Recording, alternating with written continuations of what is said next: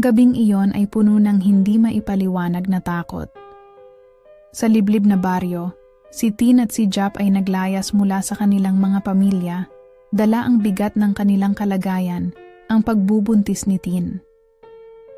Isang malupit na pagsubok na wala silang ibang maisip, kundi ang magtakbuhan. Walang ibang mapupuntahan, kundi ang kagubatan na matagal nang itinuturing na pinag-uusapan ng mga matatanda. Naglalakad sila sa madilim na daan. Ang malamig na hangin ay dahan-dahang pumasok sa kanilang mga katawan. Parang may sumusundot na pakiramdam sa likod nila, ngunit walang makapagsabi kung anong totoo. Naglakad silang magkasama, walang ibang makakapitan kundi ang isa't isa. Hindi na yata tayo makakabalik, Jap, sambit ni Tin. Ang boses ay nanginginig, parang may sumusunod sa atin. Habang tumutuloy sila sa dilim ng kagubatan, naramdaman nila ang kakaibang kaluskos sa paligid. Minsang parang ang mga dahon sa paligid ay parang may buhay, sumasabay sa hangin na dumadaan sa kanilang katawan. Parang may madilim na presensya sa bawat sulok ng kagubatan. Isang kaluskos na malakas ang sumunod sa kanilang mga hakbang. At parang isang anino ang dumaan sa gilid ng kanilang mata. Tumigil silang dalawa, biglaang natigilan, at nagtinginan. Nagkatinginan, si Jap at Tin, pareho silang hindi makapagsalita. Ang mata ni Jap ay puno ng takot, ngunit may isang uri ng pag-aalala at malasakit na hindi niya kayang itago. "Huwag kang matakot, Tin," sabi ni Jap. Sabay hinawakan ang kamay ni Tin. "Huwag kang mag-alala, andito lang ako. Hindi kita pababayaan." Ang mga salitang iyon ay tumago sa puso ni Tin. Kahit na natatakot, may tiwala siyang hindi siya iiwan ni Jap. Hindi nila alam kung anong nangyayari, pero sa bawat hakbang na ginawa nila, mas nararamdaman nilang may lumalalim na koneksyon sa pagitan nila. Isang pag-aalaga na nagmumula sa takot, pero sabay sa hirap ng kanilang pinagdadaanan. Nang magpatuloy sila sa kagubatan, ang kaluskos sa paligid ay patuloy. Ang malamig na hangin ay sumasabay sa mga alon ng takot na umaabot sa kanilang katawan. Pero sa kabila ng lahat, sa bawat hakbang nila, nararamdaman nilang ang isa't isa ay nagsisilbing lakas. Isang uri ng pag-asa na hindi nila kayang ipaliwanag. "Sigurado, akong hindi ito makakalimutan, Tin," ani ni Jap habang patuloy silang naglalakad. "Ang gabing ito, kahit anong mangyari, nandito lang ako."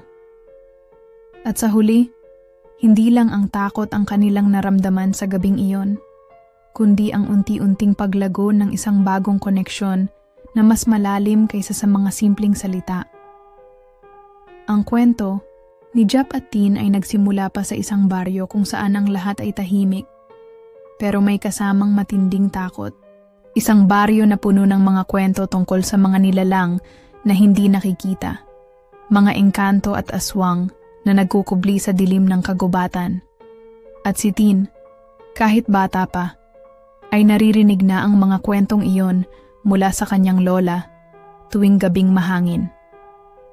"Bata ka pa, pero hindi ka makakaligtas sa dilim," ang sabi ng manghuhulang matandang babae kay Tin isang araw, habang sila'y nag-uusap sa tabi ng agos ng ilog. "May sumpa ang kagubatan. Kung hindi mo ito uunawain, ikaw ang magiging susunod na biktima." Parang biro lang noon, at kahit si Tin, hindi siya naniwala. Ngunit nag-iba ang lahat ng isang linggo bago sila maglayas. Doon nagsimula ang kakaibang pakiramdam na hindi nila kayang ipaliwanag. Habang naglalakad sila isang gabi, sa gitna ng kanilang baryo, isang malamig na hangin ang dumaan.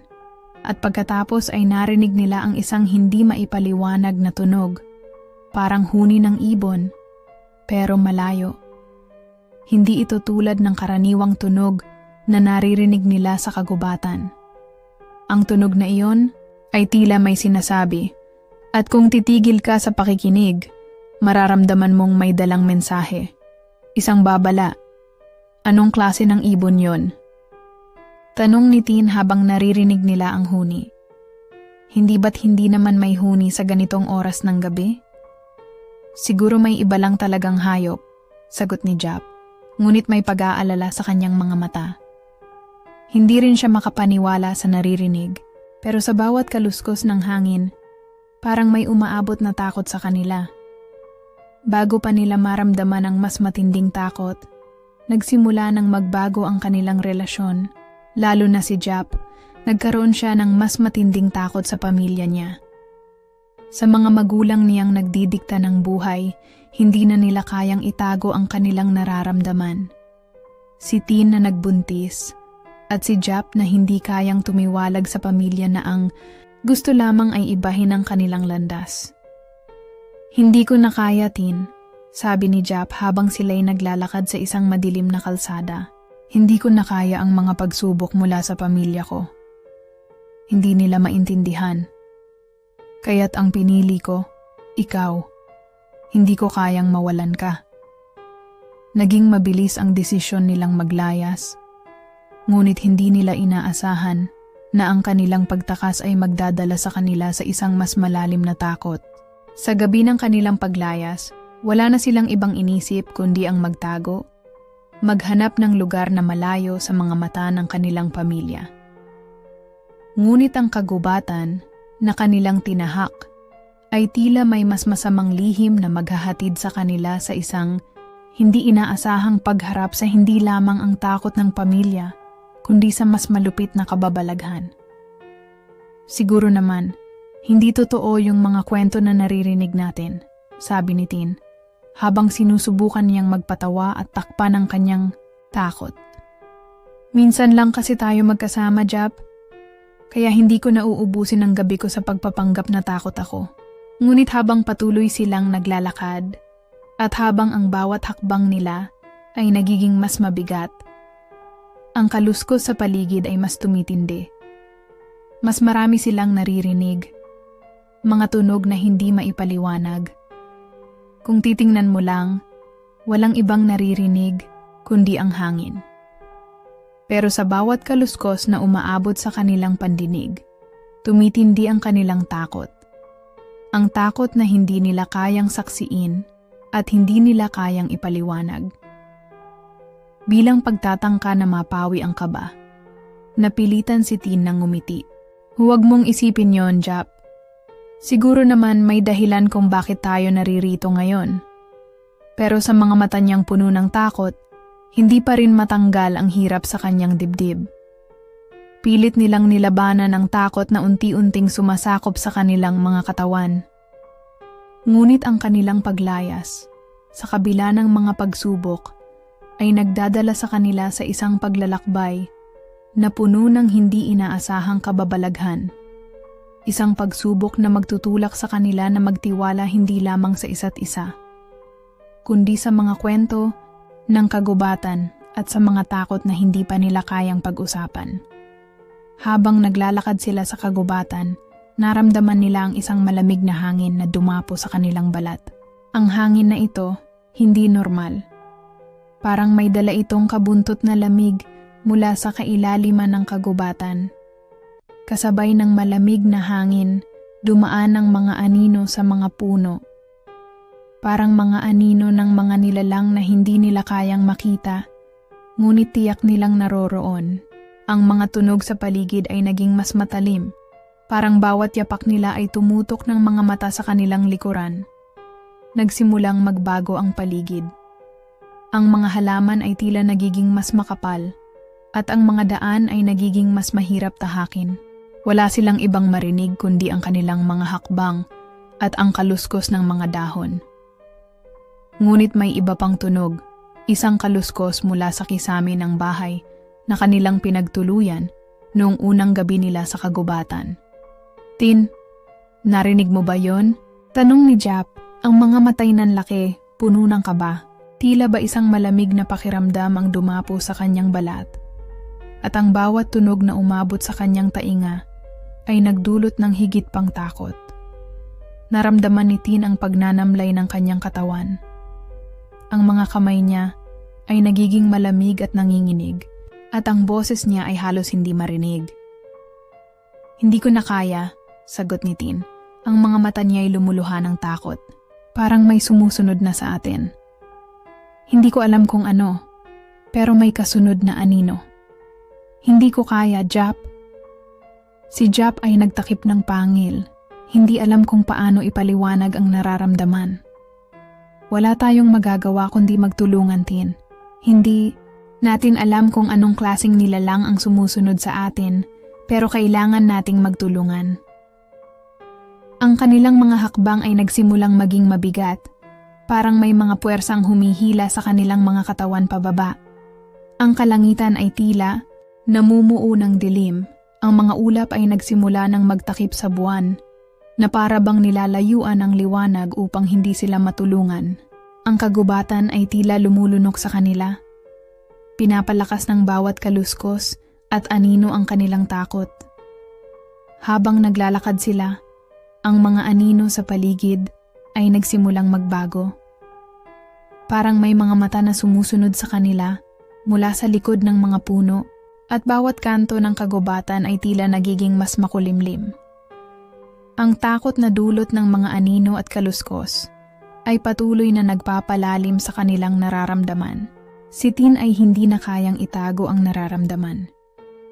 Jap, may naramdaman akong malamig na hangin sa likod ko. Parang may malapit na sa atin, pero hindi ko kayang tignan. Sabi ni Tin. Ang kanyang boses ay may halong kaba at panginginig. Ang mga kaluskos sa paligid ay hindi na ordinaryo. Tumigil na ang lahat ng tunog, at sa halip, ang mga kaluskos ay nagsimulang magsalita. Parang may mga hindi makitang nilalang na nag-uusap sa pagitan ng mga puno. Si Jap ay nagtakip ng pangil. Ngunit, sa bawat galaw ng kagubatan, tila may mga nilalang na umiiwas sa kanila. Hindi nila maintindihan, ngunit alam nilang may mas malalim na takot na nangyayari sa paligid nila. Ang bawat hakbang nila ay nagiging mas mabigat at tila ba ang kanilang lakas ay nauubos.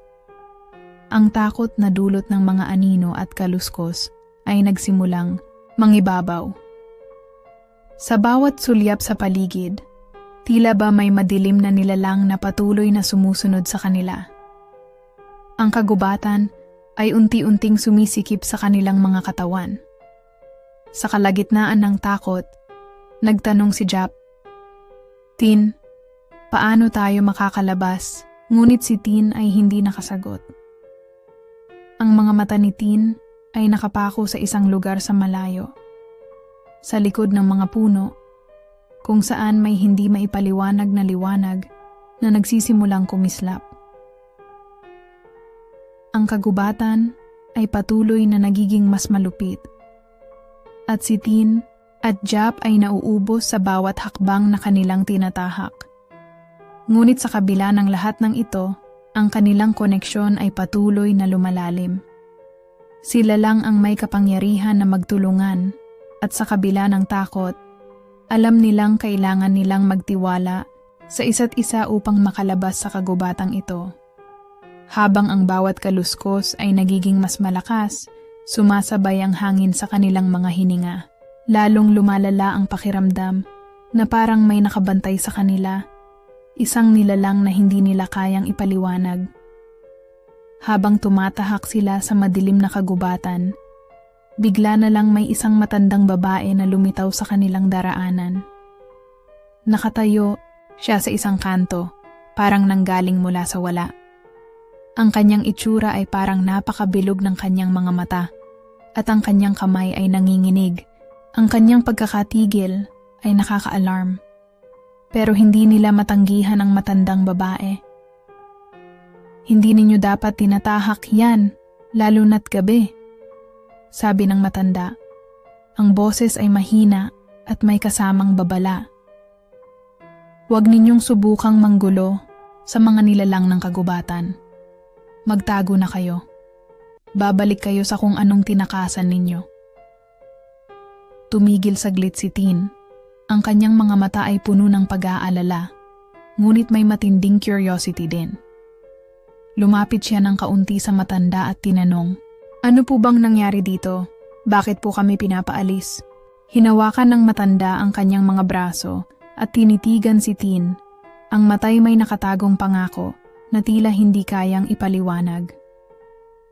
Ang kagubatan ay isang lugar ng sumpa. Dito nagsimula ang kwento ng mga manananggal. Pinagpipilian ang mga hindi nakakaalam at mga naghahanap ng kaligtasan. Walang ligtas sa dilim. Mag-ingat kayo. Si Tin ay napaatras. Ngunit si Jap na nagtatangkang magpatawa ay tumigil sa harap ng matanda. Hindi kami naniniwala sa mga kwento, Lola. Wala naman yatang manananggal dito. Siguro'y kailangan lang namin magpahinga. Pero ang matanda ay hindi gumalaw. Tumingin lang siya kay Jap at tumango ng marahan. Hindi niyo pa alam, mga bata. Ang dilim na nakapaligid sa inyo ay hindi basta lang kababalaghan.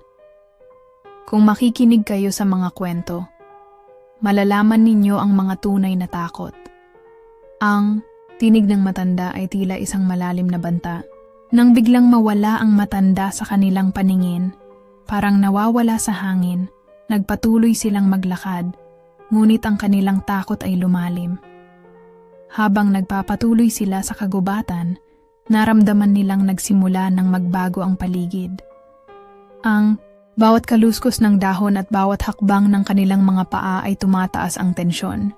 Nagiging mas mahirap lumakad, at ang mga tunog ng gabi, na dati ay tila normal, ay nagiging mas nakakatakot.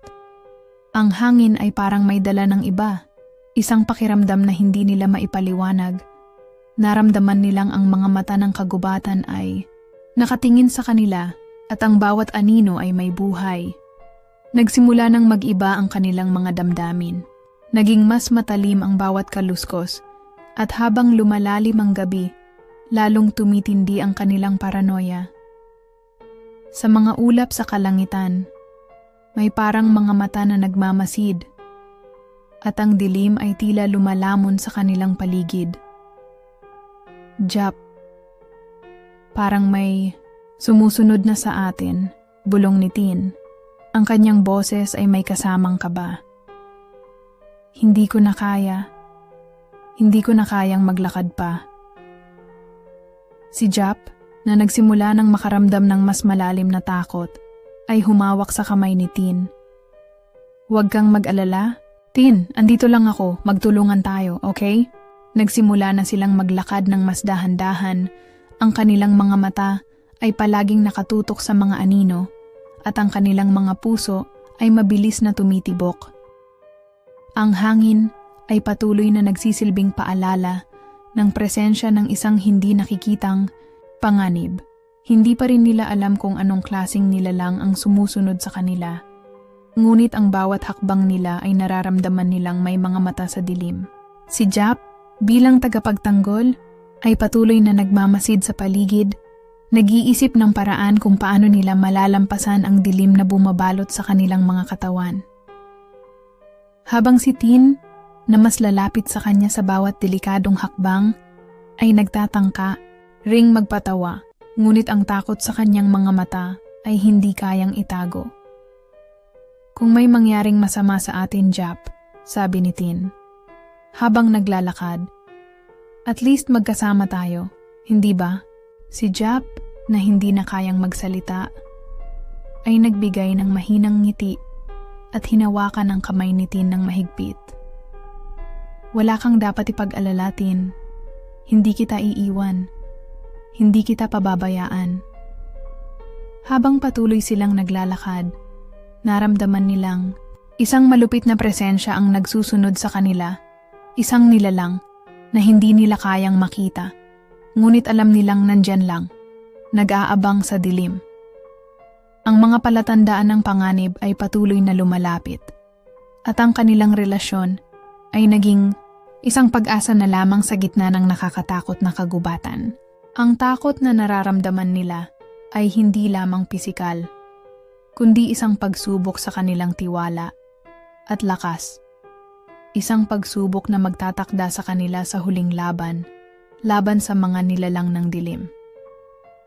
Habang patuloy na tinatahak ni Tin at Jap ang kagubatan, Ang takot ay unti-unting nagiging mas totoo kaysa sa kanilang inaasahan. Ang mga kwento ng mga matatanda, ang mga babala ng matandang babae, at ang mga kaluskos sa gabi ay nagsimulang magtaglay ng mas malalim na kahulugan.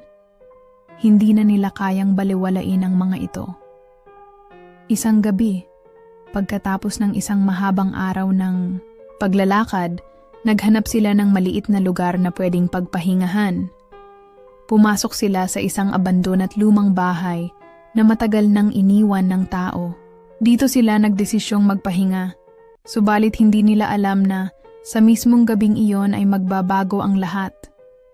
Habang nakahiga, tahimik at medyo pagod, nakaramdam sila ng kakaibang presensya. Ang hangin ay tila mas malamig kaysa dati at ang katahimikan ay naputol ng isang malakas na kaluskos sa kisame ng bahay. "Ano yan?" sigaw ni Tin. Ang kanyang katawan ay naguumapaw sa takot. "Jap, may nangyayari." Si Jap na nagising sa sigaw ni Tin, agad tumayo at nagmadaling nagsaliksik sa dilim. Ang puso niya ay mabilis na tumibok habang pinapawisan ng malamig na pawis. "Hindi ko alam, Tin. Parang may gumagalaw sa taas." Ang tunog ng pakpak na tumama sa kisame ng kanilang silid ay patuloy na umabot sa kanilang pandinig. Parang may mabigat na bagay na bumangga sa itaas ng kanilang ulo at ang bawat tunog ay nagiging mas matalim. Biglang, sa dilim ng gabing iyon, nakita nila ang hindi kayang ipaliwanag. Lumabas mula sa kisame ang isang lumulutang na katawan ng isang babae. Ngunit, hindi siya ordinaryong tao. Ang katawan ay may matalim na pangil, at ang pakpak na bumukas ay kasing laki ng isang agila. Ang kanyang mga mata ay kumikislap ng pula, mga mata na puno ng galit at gutom. "Manananggal," wika ni Jap, ang boses ay puno ng kaba at takot. Tumigil siya sa gitna ng kwarto. Ang kanyang katawan ay para bang tumigas. Ito na ang nilalang na sinasabi ng matanda. Yung kwento ng mga matatanda, yun ang totoo. Hindi ko akalain. Si Tin, na hindi pa rin makapaniwala sa nakikita, ay nanatiling nakatayo sa gilid ng kama. Ang kanyang mga mata ay nakapako sa lumulutang na nilalang. Ang kanyang mga kamay ay nanginginig sa takot. "Jap, totoo ba ito? Hindi ko kayang tingnan siya," ang sabi ni Tin. Ang tinig niya ay halos pumurol sa takot. Hindi na nila alam kung paano mag-react. Ang katawan ng manananggal ay naglalakad sa hangin. Ang mga pangil nito ay matalim at nakakatakot. Nagpatuloy ito sa paglapit sa kanila.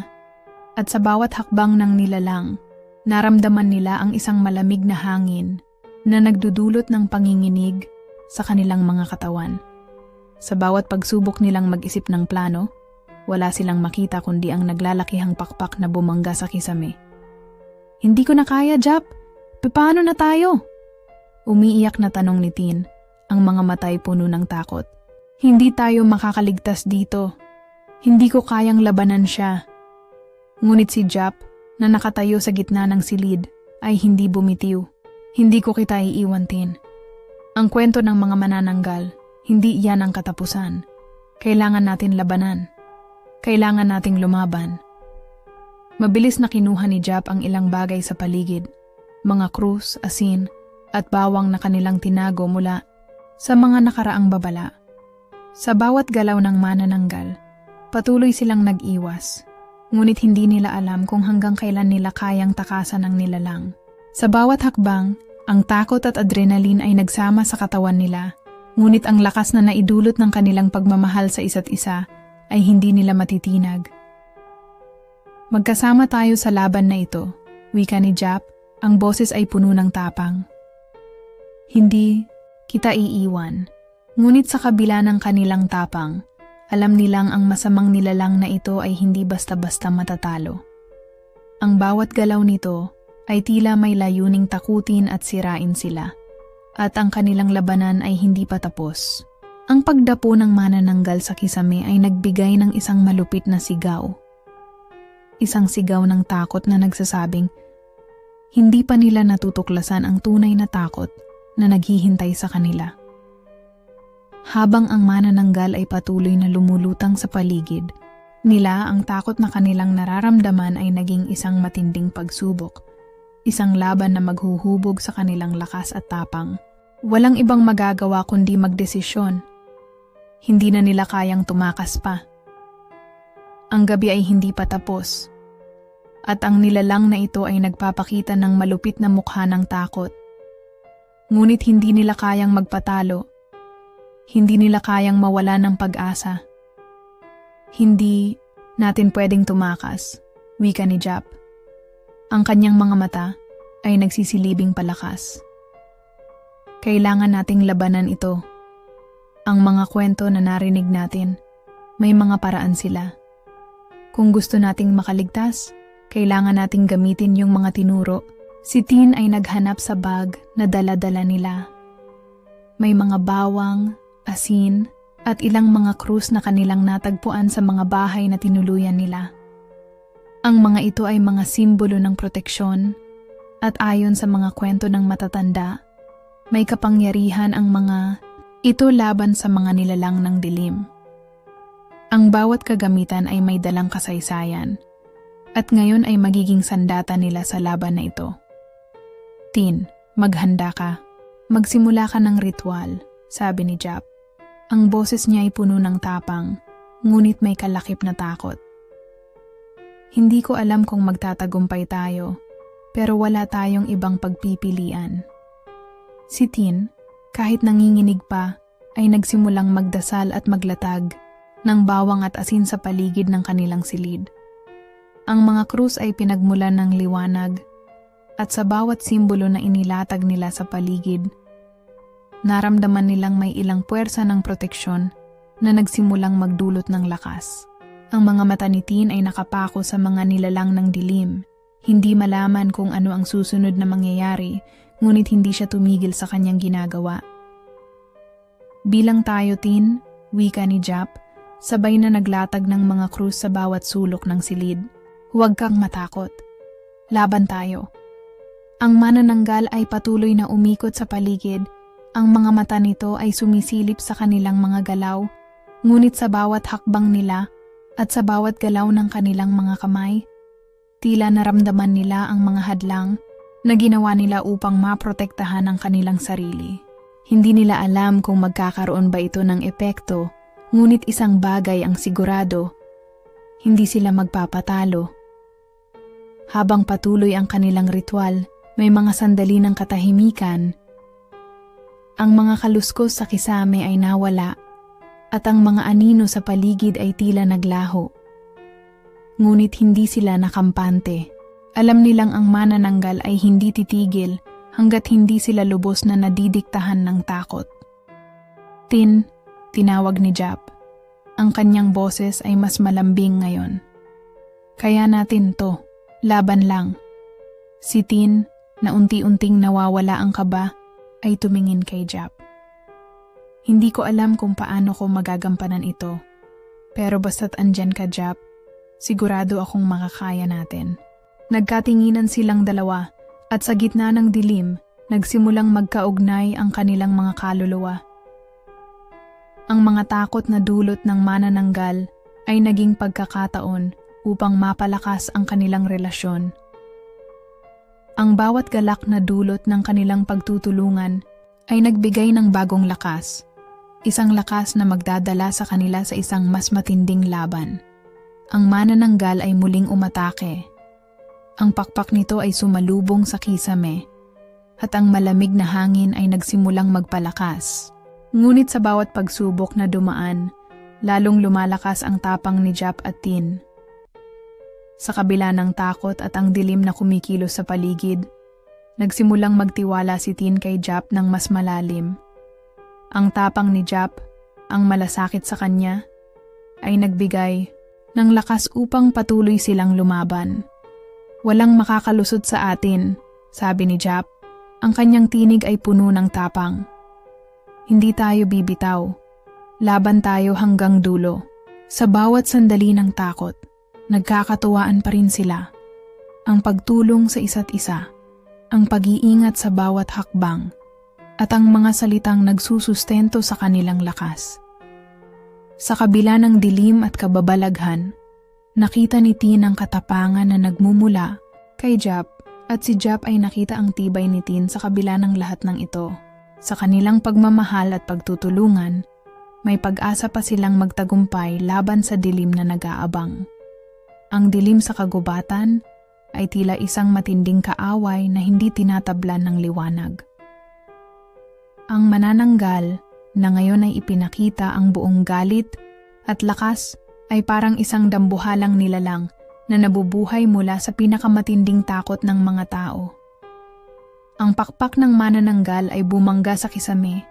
Ang bawat tunog ng galit nito ay kumakalabit sa mga buto ng kanilang katawan. Mabilis at matalim, parang ang bawat galaw ng nilalang ay isang pangako ng kamatayan. Hindi na tayo makakapagtagal, Tin, sabi ni Jap. Ang boses niya ay puno ng tensyon. Nandyan na siya. Kailangan nating gawin ito ngayon. Nagkatinginan, sila ni Tin. Ang bawat isa ay nahulog sa katahimikan ng takot. Ngunit sa kanilang mga mata, may isang bagay na nagbago. Ang takot na iyon ay napalitan ng tapang. Sa kabila ng lahat ng nararamdaman nilang kaba, ang bawat sandali ay puno ng determinasyon. Si Tin ay naghawak ng bawang at asin. Ang mga kamay niya ay nanginginig ngunit puno ng lakas. Hindi ka namin matatakot, sabi niya. Ang mga mata niya ay naglalaban sa dilim. Tatapusin na namin ang lahat ng ito. Hindi na kami magpapatalo. Ang manananggal, na parang iniiwasan ng liwanag mula sa kanilang mga krus, ay muling sumugod sa kanila. Mabilis at galit na galit. Ang pakpak ng nilalang ay parang mga talim ng espada. Ang bawat paggalaw nito ay nagdudulot ng matinding takot at kaguluhan. Ang dilim ay nagsimulang gumalaw. Ang paligid ay nagiging mas makapal. At ang hangin ay tila nakakapit sa kanilang katawan, tumutok sa kanilang mga galak. Magkaisa tayo, Tin, sigaw ni Jap habang nakahanda ang mga krus sa kanyang mga kamay. Ang mga mata niya ay matalim na tinutok sa nilalang na patuloy na lumalapit. Laban tayo, habang ang manananggal ay patuloy na sumugod. Sabay nilang itinaas ang mga armas nila. Ang bawang at asin ay inilagay sa paligid, at ang mga krus ay nagsilbing proteksyon laban sa dilim. Ang bawat galaw nila ay isang hakbang patungo sa tagumpay. Ang manananggal ay puwersang sumalubong sa kanilang mga armas, ngunit hindi ito ang katapusan. Sa isang matinding sabayang pag-atake, tumama ang kanilang mga gamit sa katawan ng manananggal. Bumangga ang asin at bawang sa katawan nito, at ang pakpak ng nilalang ay nagsimulang maglabas ng isang malakas na sigaw.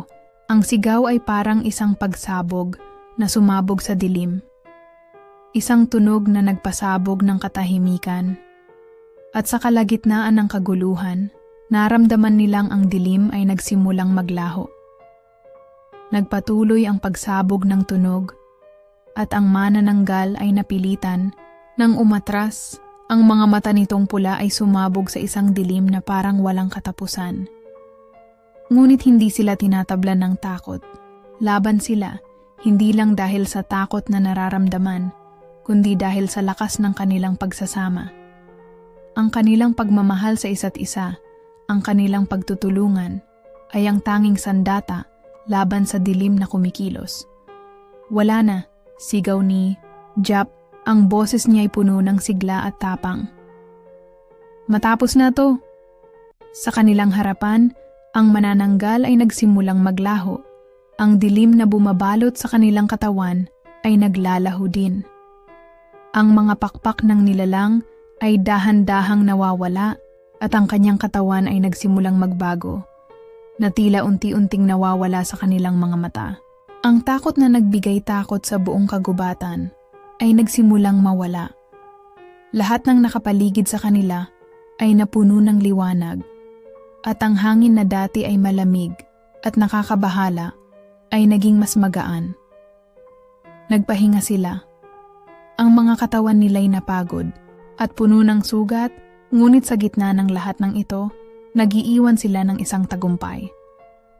Naitaguyod nila ang kanilang relasyon at mas lalalim pa ang kanilang koneksyon.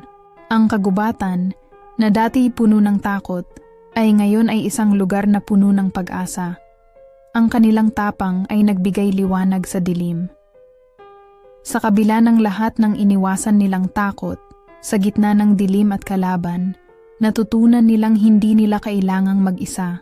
Hindi nila kailangang matakot habang magkasama silang humaharap sa lahat ng pagsubok ng buhay. At sa huling sandali, bago tuluyang maglaho ang nilalang, nagiiwan sila ng isang tanong sa hangin. Isang tanong na nagsasabing, hindi pa tapos ang kanilang kwento, at sa bawat tagumpay, may mga bagong laban na darating. Ang kagubatan ay muling dumapo sa tahimik na katahimikan.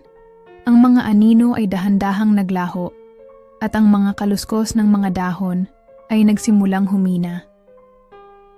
Ang malupit na takot na matagal nang bumabalot sa kanilang mga puso ay unti-unting nawala, at sa kabila ng lahat ng naranasan nila, ang dilim ng kagubatan ay nagbigay daan sa liwanag ng kanilang tagumpay. Ang manananggal, na minsan ay naghasik ng labis na takot, ay hindi na muling babalik. Si Tin at si Jap, parehong sugatan at pagod, ay nakaupo sa ilalim ng isang malaking puno. Ang hangin ay malamig, ngunit sa pagitan ng kanilang mga katawan, may init na nagmumula sa kanilang pagkakakonekta. Ang kanilang mga mata, na puno ng takot at hirap, ngayon ay puno ng pag-asa at pagmamahal. Ang tagal ng laban, Jap, sabi ni Tin. Ang boses niya ay tahimik, ngunit puno ng emosyon. Sa lahat ng takot na ito, ikaw ang naging lakas ko. Hindi ko kayang mag-isa. Si Jap, na tahimik na nakatingin kay Tin, ay ngumiti ng may lambing. Sa lahat ng takot na to, ikaw lang ang nagpapalakas sa akin. Ang hindi ko alam na takot ko, ikaw pala ang solusyon. Ang mga mata ni Jap ay tila naglalaman ng mga hindi nasabi, ng mga salitang hindi na kailangang ilabas pa. Nagkatinginan silang dalawa, at sa loob ng ilang sandali, naramdaman nila ang lakas ng kanilang koneksyon. Ang lahat ng nakaraan, ang takot, ang sakit, at ang lahat ng pagsubok ay nagbukas sa isang bagong kabanata. Ang kanilang pagmamahalan. Ang malamlam na ilaw mula sa mga bituin ay parang isang simbolo ng bagong simula. At habang sila ay magkasama sa ilalim ng puno, isang mahapding katahimikan ang bumalot sa kanila. Ngunit sa katahimikan ng gabing iyon, ang bawat galak at takot ay naging isang natatanging kwento ng tapang, pagkakaisa at pagmamahal. Jap, umungol si Tin, at bago pa siya makapagsalita, ang kanyang mga labi ay dahan-dahang lumapit sa mga labi ni Jap. Isang halik, isang tahimik ngunit makapangyarihang halik. Isang halik na puno ng pagtatapos, ngunit higit sa lahat, isang simula ng kanilang bagong buhay, ng kanilang bagong kwento. Ang halik na iyon ay nagsimbolo ng lahat ng pinagsamahan nila, ng kanilang tagumpay, at ng pagmamahal na higit pang lalago sa kabila ng lahat ng nararanasan nila.